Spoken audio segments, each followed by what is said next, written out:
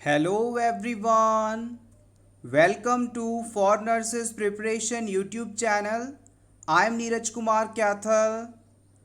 आज के इस वीडियो में हम एंडोक्राइन सिस्टम को ब्रीफली रिवाइज करेंगे. आज की ये क्लास और एम्स नॉर्सेट एग्ज़ाम को ध्यान में रखते हुए तैयार की गई है. आज की इस क्लास के अंदर आपको सिर्फ ऑडियो क्लास मिलेगी. Let's begin. हमारे शरीर के अंदर दो प्रकार की ग्लैंड्स पाई जाती हैं जिन्हें आप एंडोक्राइन और एक्सोक्राइन ग्लैंड नाम से जानते हैं. एंडोक्राइन ग्लैंड्स वह ग्लैंड्स होती हैं जो कि अपने सिक्रीशंस यानी कि हॉर्मोन्स को डायरेक्टली ब्लड में रिलीज़ करती हैं, इसलिए इसे हम डक्टलेस ग्लैंड के नाम से भी जानते हैं.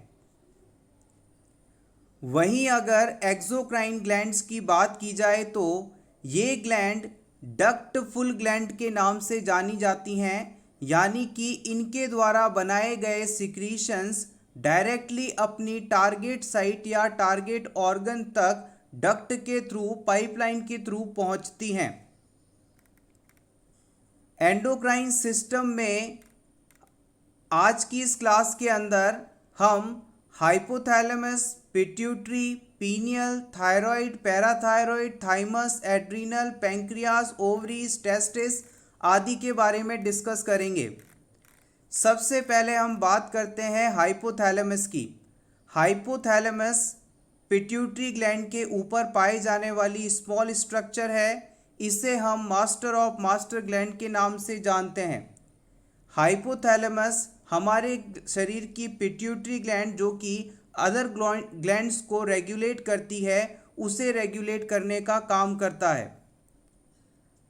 पिट्यूटरी ग्लैंड को पहले मास्टर ग्लैंड के नाम से जाना जाता था, क्योंकि ऐसा माना जाता था कि ये ग्लैंड बाकी सभी ग्लैंड्स को कंट्रोल करती है.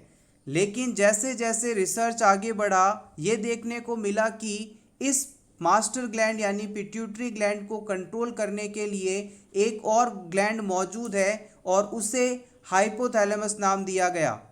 हाइपोथैलेमस की आइडेंटिफिकेशन के बाद से लेकर अब हम पिट्यूटरी ग्लैंड को मास्टर ग्लैंड के नाम से नहीं जानते, जबकि hypothalamus master of master gland के नाम से जाना जाता है. अब हम बात करते हैं पिट्यूटरी ग्लैंड की. पिट्यूटरी ग्लैंड हाइपोफाइसिस नाम से जानी जाती है. ये एक मटर के दाने के समान साइज में होती है.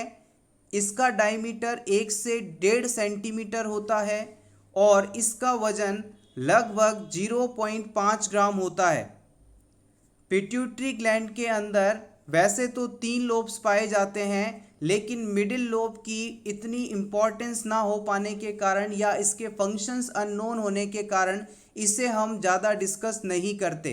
तो हम कह सकते हैं कि हमारे लिए पिट्यूटरी ग्लैंड के 2 ही लोब इम्पॉर्टेंट हैं, जिनमें पहला है एंटीरियर लोब, जिसे आप एडिनोहाइपोफाइसिस के नाम से भी जानते हैं, और दूसरा आता है पोस्टीरियर लोब, या इसे आप पोस्टीरियर पिट्यूटरी या फिर न्यूरोहाइपोफाइसिस भी कह सकते हैं.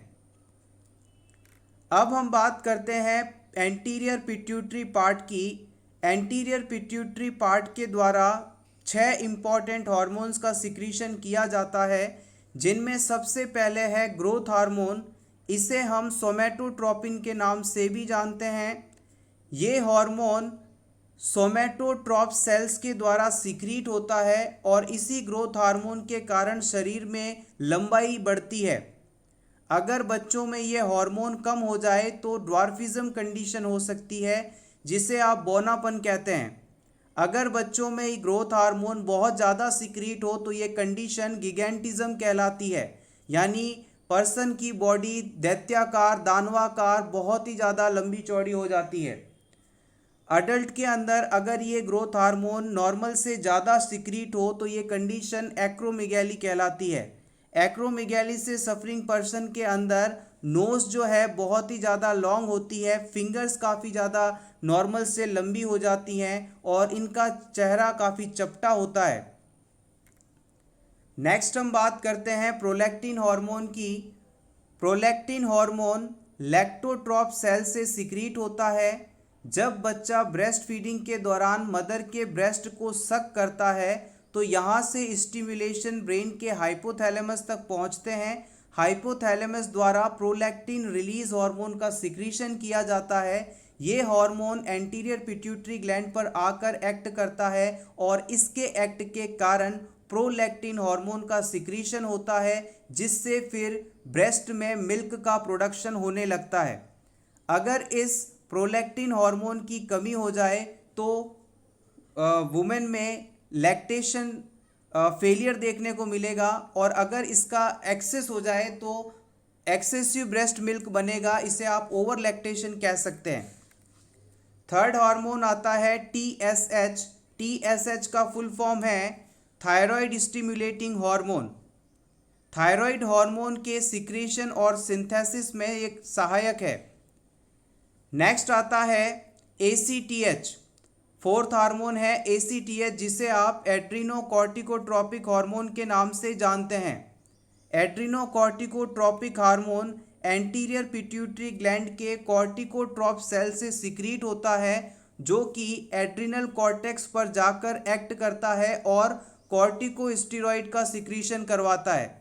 अगर किसी क्लाइंट के अंदर एड्रीनोकॉर्टिकोट्रोपिन हार्मोन यानी ACTH नॉर्मल से ज़्यादा सिक्रीट हो तो इससे कुशिन डिजीज़ हो सकता है, और अगर इसका नॉर्मल से कम सिक्रीशन हो तो एडिसन्स डिजीज़ हो सकता है।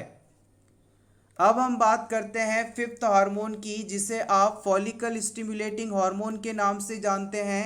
ये हार्मोन फीमेल्स के अंदर ओवरी पर एक्ट करके प्रीमोर्डियल फॉलिकल्स को ग्रैफिन फॉलिकल्स में कन्वर्ट करता है और एस्ट्रोजन और प्रोजेस्टेरोन हार्मोन का सिक्रीशन करवाता है। मेल्स के अंदर ये FSH हार्मोन स्पर्मेटोजेनेसिस यानी फॉर्मेशन ऑफ स्पर्म के लिए रिस्पॉन्सिबल माना जाता है। लास्ट जो हार्मोन आता है उसे आप ल्यूटिनाइजिंग हार्मोन के नाम से जानते हैं, LH के नाम से जानते हैं। फीमेल्स में ये ल्यूटिनाइजिंग हार्मोन मैच्योर ग्रैफिन फॉलिकल्स को जाकर ब्रस्ट करते हैं, डैमेज करते हैं, जिसके कारण वहाँ से मैच्योर ओवम रिलीज हो जाता है और ये प्रोसेस ओव्यूलेशन कहलाता है। मेल्स के अंदर ल्यूटिनाइजिंग हार्मोन ICSH नाम से जाना जाता है, interstitial cell stimulating hormone. Males के अंदर ये FSH टेस्टिस की लैडिंग सेल्स को स्टिमुलेट करता है, जिससे कि टेस्टोस्टेरोन का सिक्रीशन होता है।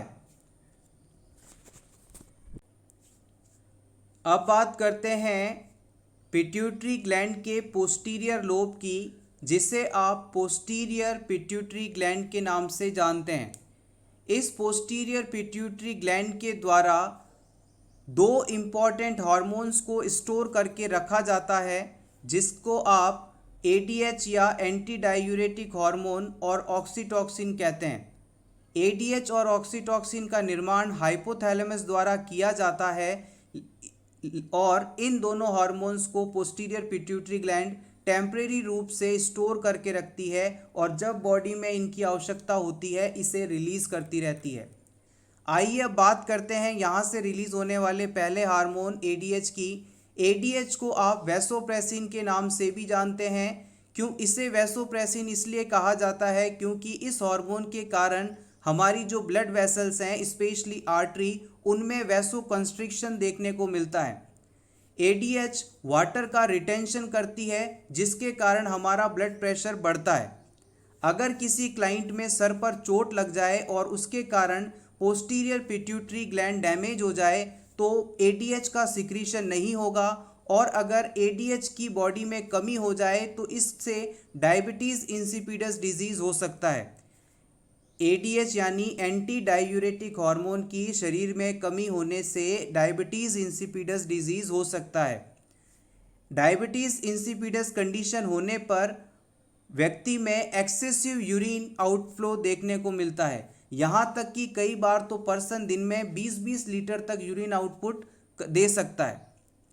इस डायबिटीज़ इंसिपिडस कंडीशन को आइडेंटिफाई करने के लिए वाटर डिप्रीवेशन टेस्ट का इस्तेमाल किया जाता है, और यहाँ से एक पॉइंट और पूछा जाता है कि डायबिटीज़ इंसिपिडस होने पर यूरिन स्पेसिफिक ग्रेविटी पर क्या प्रभाव पड़ेगा। तो याद रखिएगा, जब भी किसी क्लाइंट को डायबिटीज़ इंसिपिडस होता है तो उसमें यूरिन स्पेसिफिक ग्रेविटी जो है वो लो हो जाती है, नॉर्मल से कम हो जाती है। अगर मान लीजिए इसी के ऑपोजिट एक दूसरा डिजीज़ कंडीशन भी है जिसमें एंटी डायूरेटिक हार्मोन एडीएच की एक्सेसिव सिक्रीशन देखने को मिलती है, इसे हम syndrome of inappropriate anti diuretic hormone के नाम से जानते हैं। शॉर्ट में इसे SIADH के नाम से जाना जाता है। याद रखिएगा, डायबिटीज़ इंसिपिडस में ADH कम होता है और इसके कारण बहुत ज़्यादा यूरिन आउटपुट देखने को मिलता है। वहीं अगर ADH नॉर्मल से ज़्यादा सिक्रीट होने लगे तो ये कंडीशन SIADH कहलाती है और इसमें जो यूरिन आउटपुट है वो बहुत कम हो जाता है। पोस्टीरियर पिट्यूटरी ग्लैंड से ऑक्सीटॉक्सिन नामक हार्मोन भी सिक्रीट होता है, इसे आप लव हार्मोन के नाम से भी जानते हैं। मार्केट में ये पिटोसिन नाम से भी आपको अवेलेबल मिल जाएगा। ऑक्सीटॉक्सिन हार्मोन हाइपोथैलेमस की पैरावेंट्रिकुलर न्यूक्लियस से सिक्रीट होता है। ये ऑक्सीटॉक्सिन हार्मोन यूट्रस और मेमरी ग्लैंड यानी ब्रेस्ट सेल पर जाकर एक्ट करता है। ऑक्सीटॉक्सिन हार्मोन जब मेमरी ग्लैंड यानी ब्रेस्ट सेल पर एक्ट करता है तो इससे मिल्क लेट डाउन रिफ्लेक्स होता है। मिल्क लेट डाउन रिफ्लेक्स का मतलब है ब्रेस्ट में तैयार ब्रेस्ट मिल्क का बच्चे के माउथ तक पहुंचना, यानी ब्रेस्ट मिल्क का एक्सक्रीशन होना, इजेक्शन होना ऑक्सीटॉक्सिन हार्मोन के कारण ही संभव हो पाता है। और डिलीवरी के समय ये ऑक्सीटॉक्सिन यूट्राइन मसल्स को कॉन्ट्रैक्ट करवाता है जिससे कि बच्चे की डिलीवरी हो पाती है, एक्सपल्शन ऑफ फीटस देखा जाता है। नेक्स्ट हम बात करते हैं थायराइड ग्लैंड की। थायराइड ग्लैंड एक बहुत ही सुंदर देखने में ग्लैंड मानी जाती है। ये हमारे शरीर की लार्जेस्ट एंडोक्राइन ग्लैंड भी है, सबसे बड़ी एंडोक्राइन ग्लैंड भी है ये। इसका आकार एच शेप या बटरफ्लाई शेप होता है और इसका वजन लगभग 25 से 30 ग्राम होता है। थायराइड ग्लैंड हमारे शरीर की एकमात्र ऐसी ग्लैंड है जो कि अपने हॉर्मोन्स को अपने अंदर स्टोर करके भी रख सकती है और शरीर को जब इसकी ज़रूरत हो उसे रिलीज़ कर सकती है। थायराइड ग्लैंड के द्वारा 3 इम्पॉर्टेंट हॉर्मोन्स का सिक्रीशन किया जाता है जो कि है T3, T4 और कैल्सिटोनिन। T3 हार्मोन को आप ट्राई आइडोथायरोनिन के नाम से भी जानते हैं। T4 को आप टेट्रा आइडोथायरोनिन या थायरोक्सिन के नाम से जानते हैं।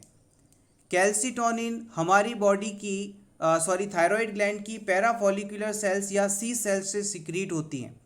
अब बात करते हैं इन तीनों हार्मोन्स के फंक्शंस की।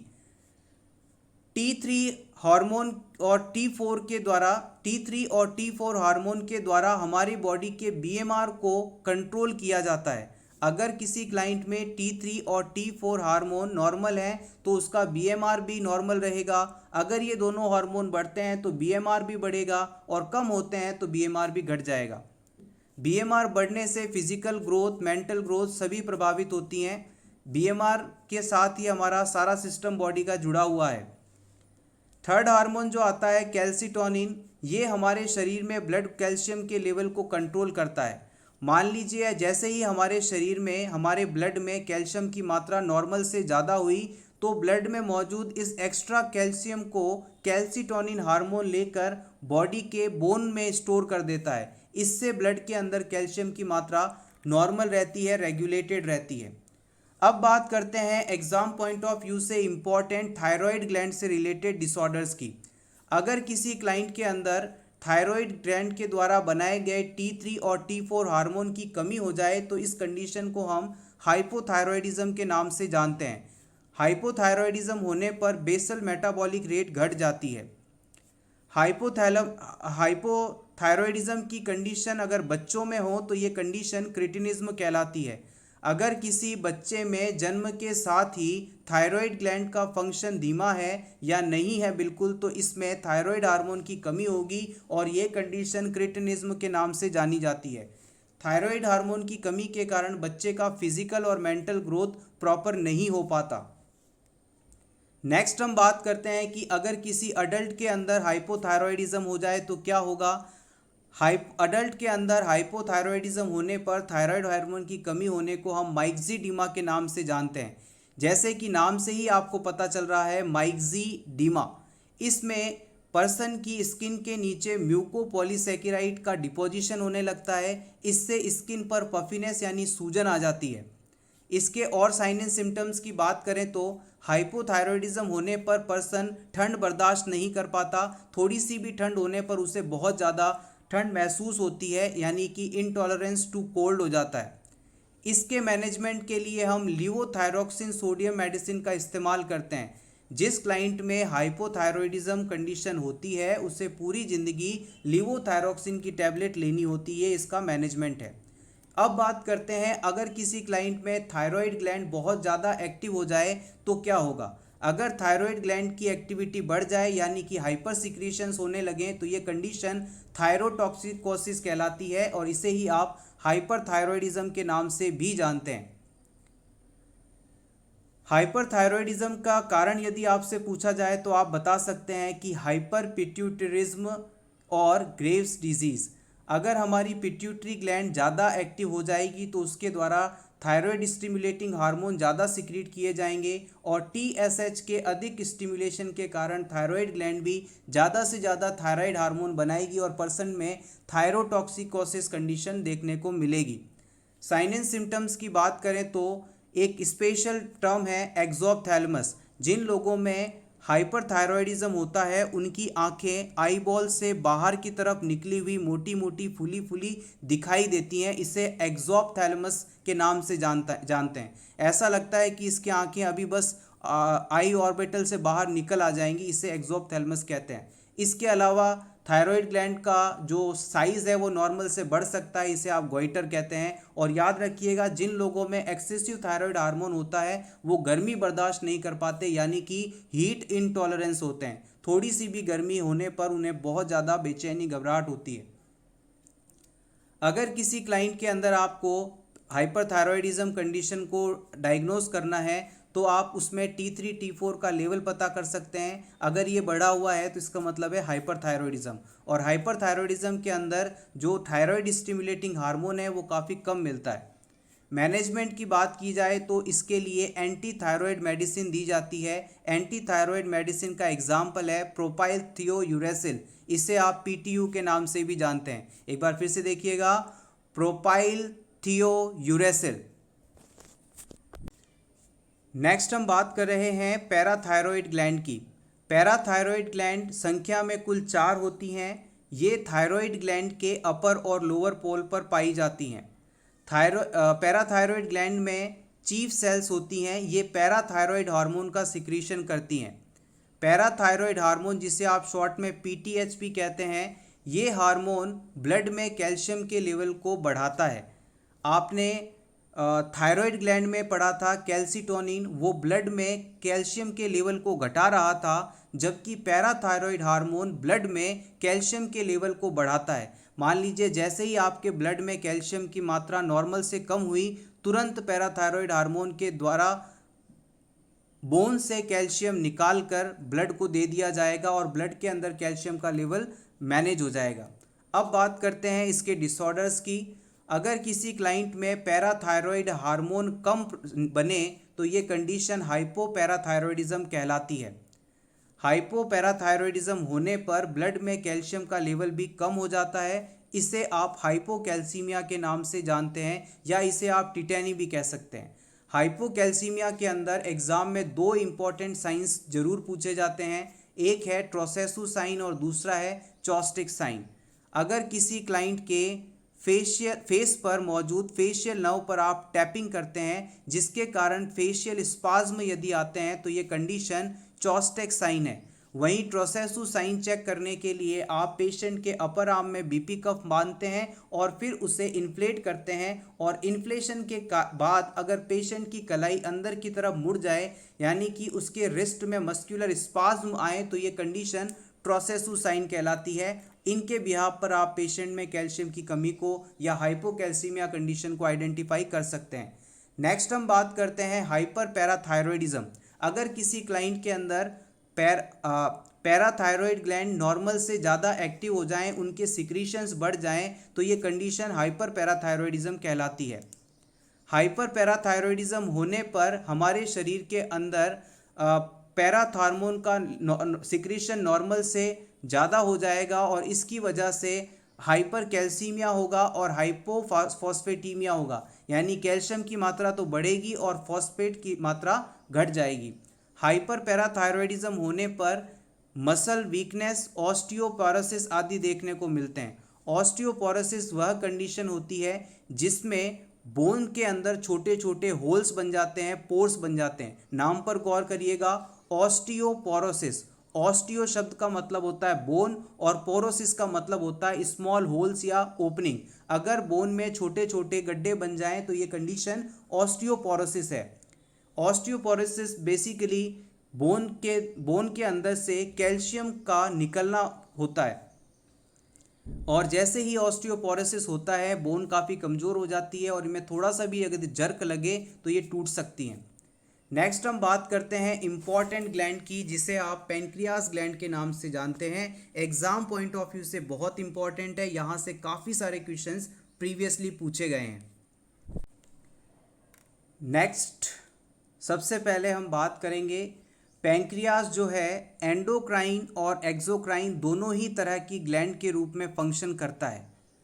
आपके स्टमक और ड्यूडेनम का जो कर्व होता है उस जगह पर ये ग्लैंड पाई जाती है। ये एक लीफ लाइक लॉन्ग ग्लैंड है जिसका लेंथ करीब 15 सेंटीमीटर होता है। इस पैंक्रियास ग्लैंड को हम दो पार्ट्स में डिवाइड कर सकते हैं। इस पैंक्रियास ग्लैंड के टेल पार्ट को 1% हिस्सा जो है वो एंडोक्राइन फंक्शन परफॉर्म करता है और जो रिमेनिंग 99% अपर पार्ट है वो एक्सोक्राइन ग्लैंड की तरह काम करता है। तो कह सकते हैं हम कि पैंक्रियास हमारे शरीर की एकमात्र ऐसी ग्लैंड है जो कि एंडोक्राइन और एक्सोक्राइन दोनों ही ग्लैंड के रूप में काम करती है। इस पैंक्रियास का 1% हिस्सा एंडोक्राइन ग्लैंड है और 99% हिस्सा एक्सोक्राइन ग्लैंड है। जो एंडोक्राइन पार्ट है वो हार्मोन सिक्रीट करता है और जो एक्सोक्राइन पार्ट है वो पैंक्रियाटिक जूसेस सिक्रीट करता है। पैंक्रियाटिक जूसेस जो है डाइजेस्टिव सिस्टम से रिलेटेड हैं, उसे हम यहाँ डिस्कस नहीं करेंगे, उसे हम आगे आने वाले वीडियोस या एमसीक्यू सेशन में कवर करेंगे। अब बात करते हैं पैंक्रियास ग्लैंड का जो 1% पार्ट है एंडोक्राइन पार्ट है उसके बारे में। पैंक्रियास के अंदर इस 1% पार्ट में आइसलेट्स ऑफ लैंगरहैंस सेल्स पाई जाती हैं। इन सेल्स के अंदर 3 प्रकार की डिफरेंट सेल्स होती हैं। सबसे पहली है अल्फा सेल्स जो कि टोटल सेल्स का 15% होती हैं और ये ग्लूकेगॉन का सिक्रीशन करती हैं। ग्लूकेगॉन हार्मोन के द्वारा हमारे शरीर में, हमारे ब्लड में शुगर का लेवल बढ़ाया जाता है, यानी ब्लड ग्लूकोज लेवल को बढ़ाने के लिए ग्लूकेगॉन हार्मोन रिस्पॉन्सिबल है और ये पैंक्रियास की अल्फा सेल से सिक्रीट होता है। सेकेंड टाइप की सेल्स आती हैं beta cells. Exam point of से बहुत इंपॉर्टेंट, बीटा सेल्स के द्वारा इंसुलिन का सिक्रीशन किया जाता है। ये इंसुलिन हार्मोन हमारी ब्लड ग्लूकोज को नॉर्मल रखता है, कम करने की कोशिश करता है। नेक्स्ट आता है थर्ड टाइप ऑफ सेल जिसे आप डेल्टा सेल्स के नाम से जानते हैं। ये सोमेटोस्टेटिन का सिक्रीशन करती है। सोमेटोस्टेटिन हमारे बॉडी में ग्लूकेगॉन और इंसुलिन दोनों हार्मोन के एक्शन को सप्रेस करता है। याद रखिएगा, आइसलेट्स ऑफ लैंगरहैंस के अंदर बीटा सेल्स सबसे ज़्यादा नंबर में होती हैं, ये टोटल सेल्स का 80% होती हैं।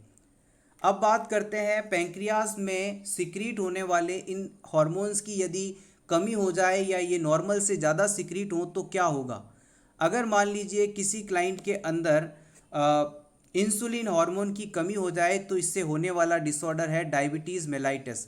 डायबिटीज़ मेलाइटिस एक मेटाबॉलिक डिसऑर्डर है जिसके कारण पर्सन में हाइपरग्लाइसीमिया कंडीशन देखने को मिलती है, यानी जो ब्लड ग्लूकोज लेवल है वो 110 mg/dl से ज़्यादा मिलता है। नॉर्मल ब्लड ग्लूकोज लेवल आपसे पूछा जाए तो 70 से 110 और pre diabetes blood sugar level पूछा जाए तो 111 से 126। 126 से ऊपर कंफर्म डायबिटीज़ मेलाइटिस।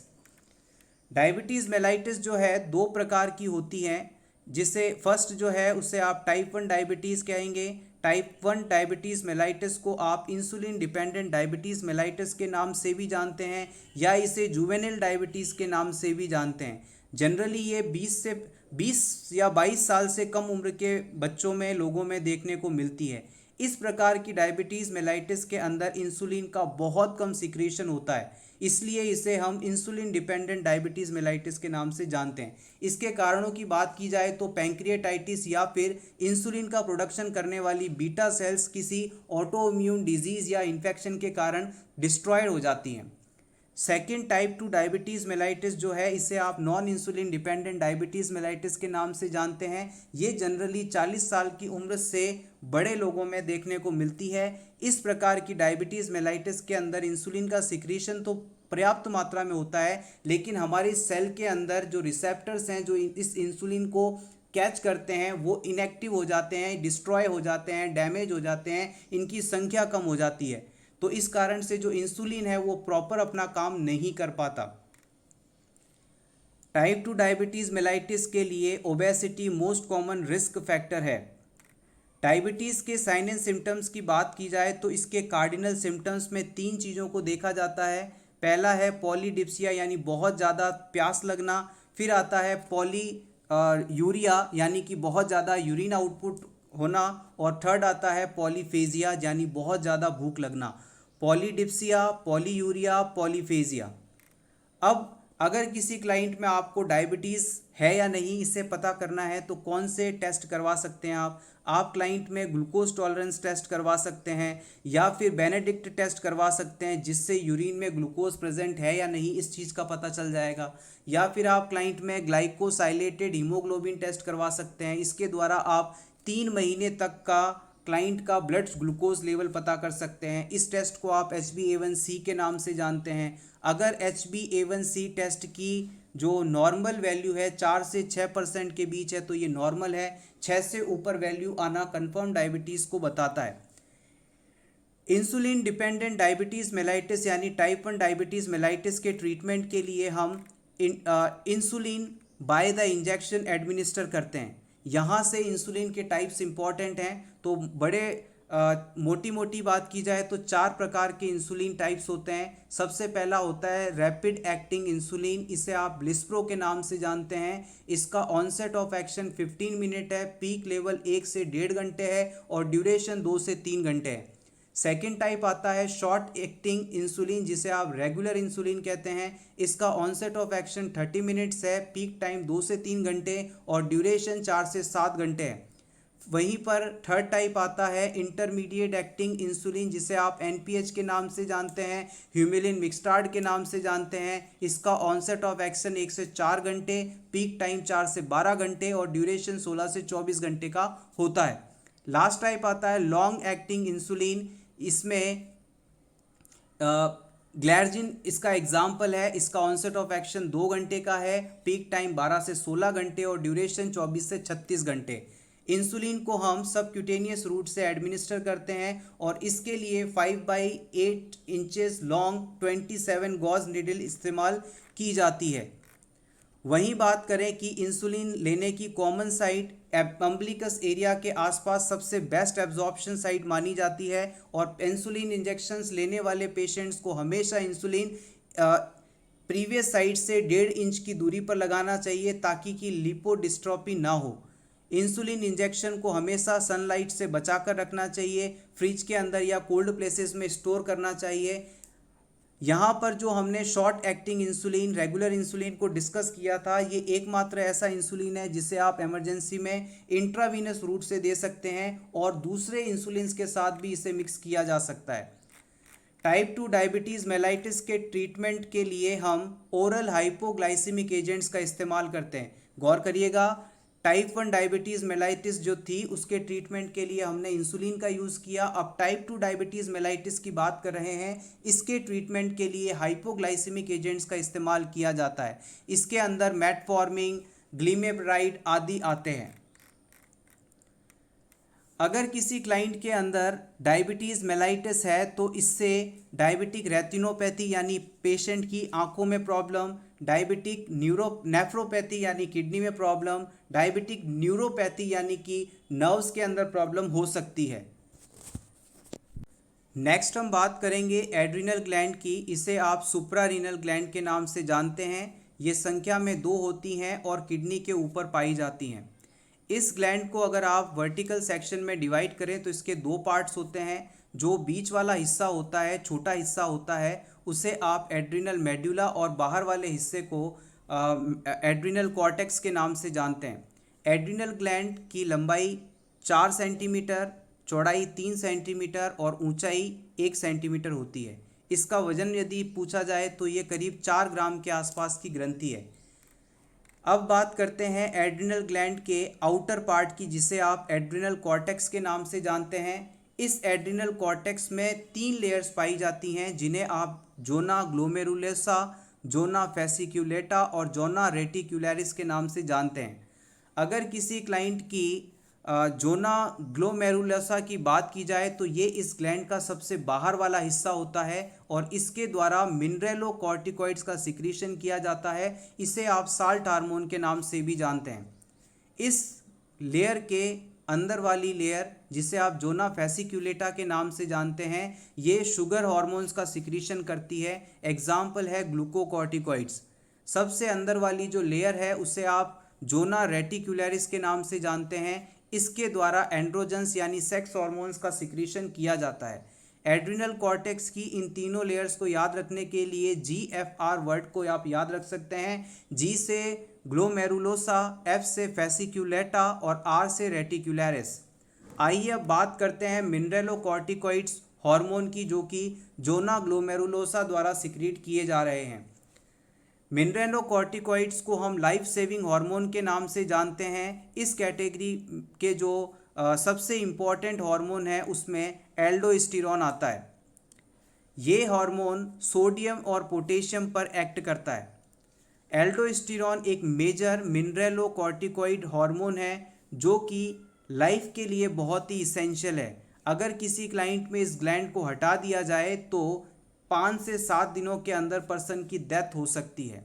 इस ग्लैंड के फंक्शंस की बात की जाए तो ये सोडियम को रीएब्जॉर्ब करता है, पोटेशियम को एक्सक्रीट करवाता है और ऐसा करते हुए ब्लड प्रेशर को मॉनिटर रखा जाता है, बीपी को बढ़ाया जाता है। एसिडोसिस की कंडीशन को रोकने के लिए यूरिन से हाइड्रोजन आयन को एक्सक्रीट करवाना भी मिनरेलोकॉर्टिकॉइड्स का ही काम है।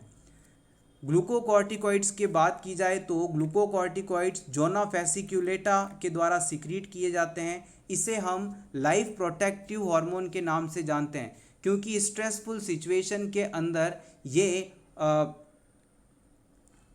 फाइट करना सिखाता है। ग्लूकोकॉर्टिकॉइड्स हमें स्ट्रेसफुल सिचुएशन में या फाइट और फ्लाइट सिचुएशन के अंदर फाइट करना सिखाता है।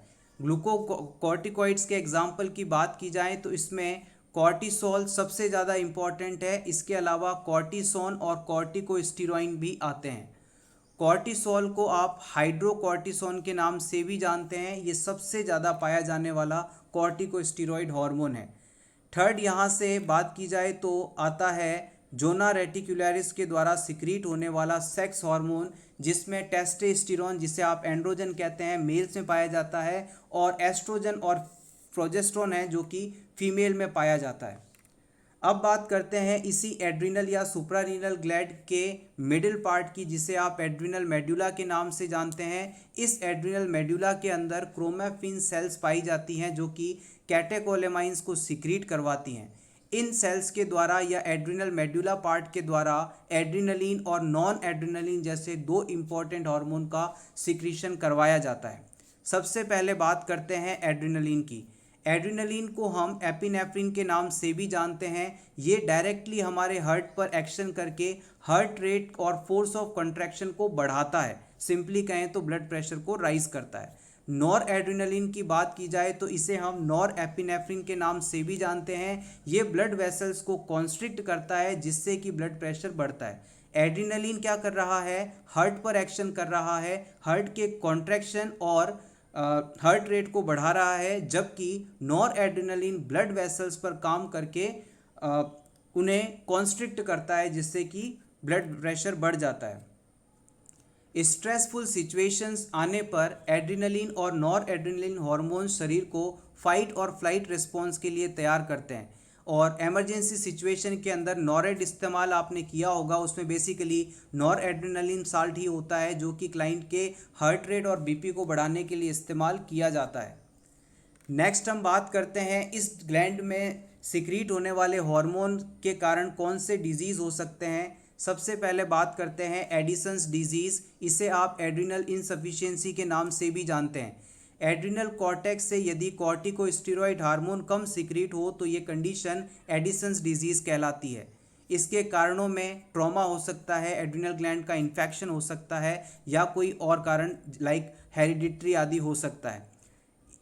एडिसन्स डिजीज़ के साइन एंड सिम्टम्स की बात की जाए तो यहाँ पर हाइपर पिगमेंटेशन देखने को मिलता है, यानी कि स्किन जो है ब्रॉन्ज कलर की हो जाती है। डार्क ब्रॉन्ज स्किन कलर जो है एडिसन्स डिजीज़ में देखने को मिलता है। इसके अलावा लगातार पेशेंट को फैटिग फील होती है, एलोपेशिया हो सकता है, वेट लॉस हो सकता है, लिथार्जी हो सकता है। इसको ट्रीट करने के लिए हम हार्मोनल रिप्लेसमेंट थेरेपी का इस्तेमाल करते हैं, या क्लाइंट में कॉर्टिकोस्टेरॉइड्स की कमी है तो उसे डायरेक्टली दे देते हैं।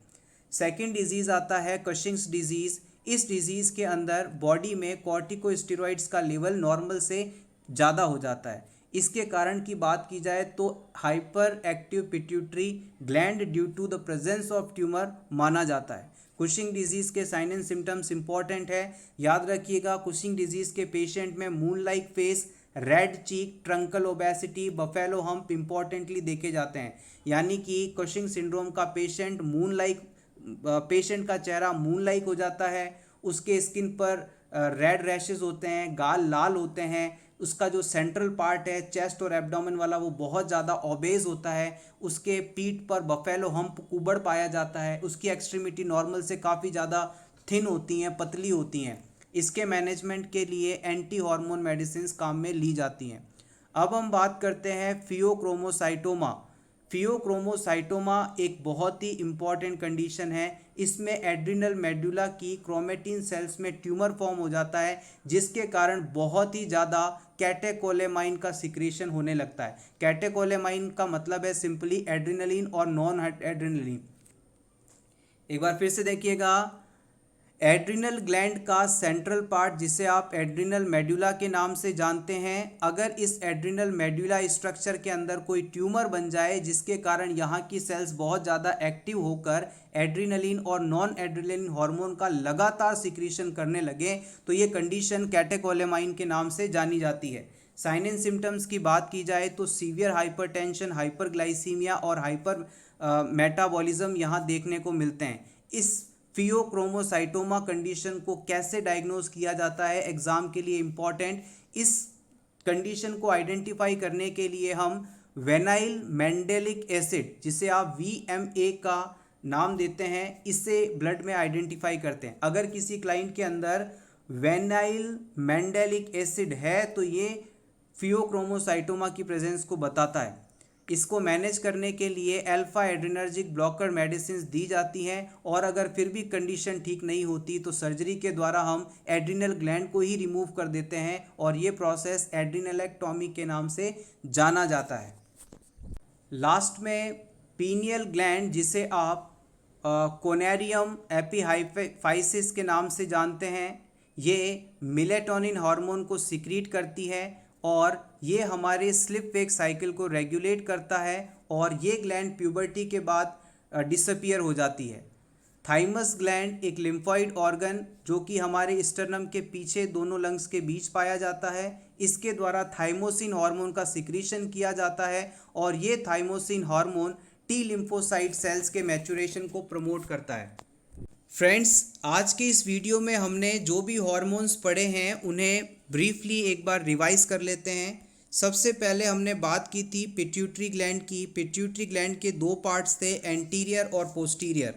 एंटीरियर पिट्यूटरी के द्वारा 6 इंपॉर्टेंट हार्मोन्स का सिक्रीशन किया जाता है, जो कि हैं growth hormone, thyroid stimulating hormone, adrenocorticotropic hormone, prolactin hormone, follicle stimulating hormone, luteinizing hormone.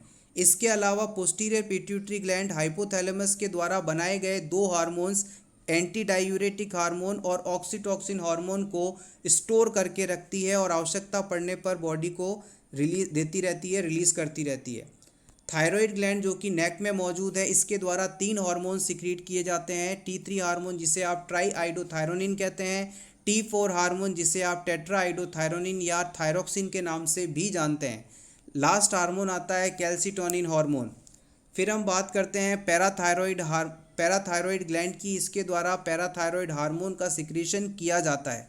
Pancreas के अंदर 4 इंपॉर्टेंट हार्मोन्स थे, insulin, glucagon, somatostatin and pancreatic polypeptide. इसके अलावा मेल्स के अंदर जो टेस्टिस है, इन्हें हम मेल गॉनेट के नाम से जानते हैं और इनका काम होता है स्पर्म का प्रोडक्शन करवाना और टेस्टोस्टेरोन का सिक्रीशन करवाना।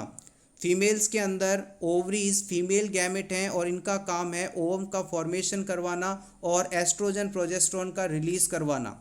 नेक्स्ट हमने डिस्कस किया था थाइमस ग्लैंड के बारे में। ये लंग्स के पीछे पाई जाने वाली ग्लैंड है और इसके द्वारा थाइमोसिन और थाइमिन नामक 2 इंपॉर्टेंट हार्मोन्स का सिक्रीशन किया जाता है और ये टी सेल्स के मैच्योरेशन के लिए इम्पॉर्टेंट है। टी सेल्स हमारी बॉडी में सेल्यूलर इम्यूनिटी के लिए रिस्पॉन्सिबल मानी जाती हैं। फिर हमने बात की बहुत ही इंपॉर्टेंट ग्लैंड एड्रिनल ग्लैंड। इसके 2 पार्ट्स बताए आपको, बाहर वाला हिस्सा एड्रिनल कॉर्टेक्स और अंदर वाला एड्रिनल मेडुला। एड्रिनल कॉर्टेक्स के द्वारा 3 हार्मोन एड्रिनल कॉर्टेक्स के 3 पार्ट्स होते हैं। GFR नाम से आप इसे याद रख सकते थे, जिनमें सबसे पहला जो पार्ट था उसे आपने जोना ग्लोमेरुलसा के नाम से जाना, दूसरा था जोना फेसिक्यूलेटा और थर्ड था जोना रेटिकुलरिस। जोना ग्लोमेरुलसा के द्वारा मिनरलोकॉर्टिकॉइड्स का सिक्रीशन किया जाता है, इसे आप साल्ट हार्मोन कहते हैं। जोना फेसिक्यूलेटा के द्वारा ग्लूकोकॉर्टिकॉइड्स का सिक्रीशन किया जाता है, इसे आप शुगर हार्मोन कहते हैं। और जोना रेटिकुलरिस के द्वारा सेक्स हार्मोन का सिक्रीशन किया जाता है, इसे आप एंड्रोजन के नाम से जानते हैं। फिर हमने बात की सुप्रारीनल ग्लैंड के अंदर वाले पार्ट यानी कि एड्रिनल मेडुला की। एड्रिनल मेडुला जो है एड्रिनलिन, नॉर एड्रिनलिन और डोपामाइन का सिक्रीशन करती है। इस डोपामाइन का सिक्रीशन हमारी ब्रेन सेल्स के द्वारा भी किया जाता है। अगर किसी क्लाइंट में इस डोपामाइन की कमी हो जाए तो उसे पार्किंसन डिजीज़ हो सकता है।